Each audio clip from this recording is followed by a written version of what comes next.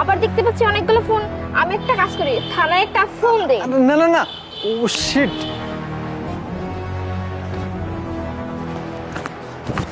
কি ব্যাপার, ব্যাগটা তো হালকা হালকা মনে হচ্ছে কেন? দেখি তো ভিতরে সবকিছু ঠিক আছে কিনা। ও মাই গড, ভিতরে তো টাকা পয়সা, আমার ফোন, কিচ্ছু নাই।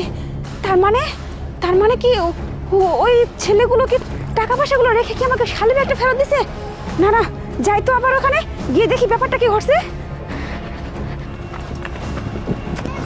আরে চল চল। কি হয়েছে?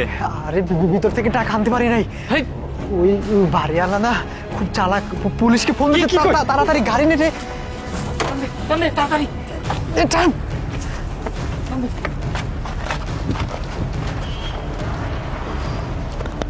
কিছুই তো বুঝতেছি না।